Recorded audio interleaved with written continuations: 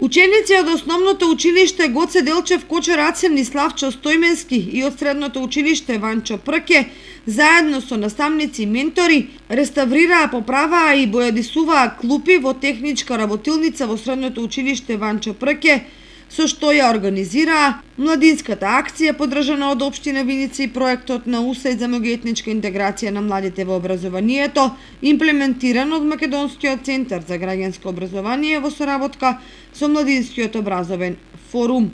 Целта е да се разубави училишниот двор на средното училиште Ванчо Прке и младите да имаат пријатен простор за дружење и меѓусебна интеракција. Градоначалникот на општина Виница Миле Петков на денешниот настан истакна дека општина Виница ќе продолжи да ги поддржува младите и нивните иницијативи, како и планови за соработка со училиштата за унапредување на меѓуетничката интеграција.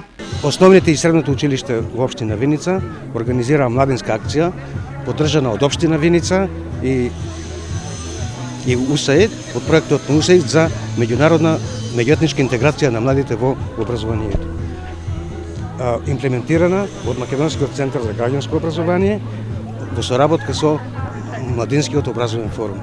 Во рамките на овој проект се поставија нови клупи на едно од најфреквентните места во градот, тоа на булеварот Маршал Тито, додека старите клупи кои беа отстранети, еве сега се гледат тука, дека се репарираат, се фарбаат и ќе бидат поставени во руралните средини.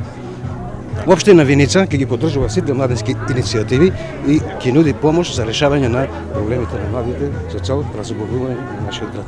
Во денешната акција присуствуваше и представник на канцеларијата на УСАИД во Северна Македонија Ерик Јановски, која истакна важноста од поттикнување на младинскиот активизам за позитивни промени во заедницата и разговараше со нив за тоа што научиле од целиот овој процес на планирање и спроведување на младинска акција. Учениците кои беа учесници во денешната акција се задоволни од тоа што дадоа придонес во разобавувањето на општина Виница.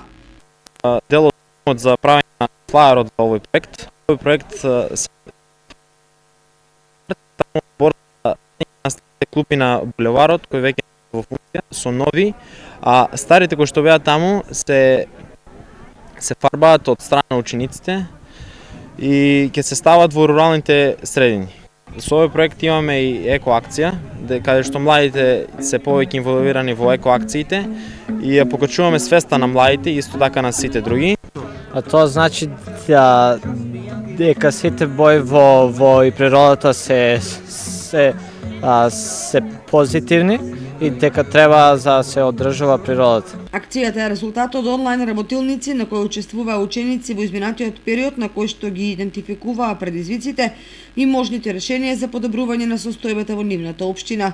Преку онлайн средби за застапување тие соработуваа и со локалните власти, пред кои ги презентираа своите идејни решенија и обезбедија потребната поддршка. Идејата беше да се анимираат, да се активираат што повеќе младите, па затоа вклучивме и деца од основните училишта и нашите ученици од гимназијата. Целта е да покажеме дека се оно што е веќе користено, старо, дека може да се репарира, дека може повторно да се пренамени и со таа цел ги фармаме старите клупи за да бидат потоа разместени во руралните средини и така.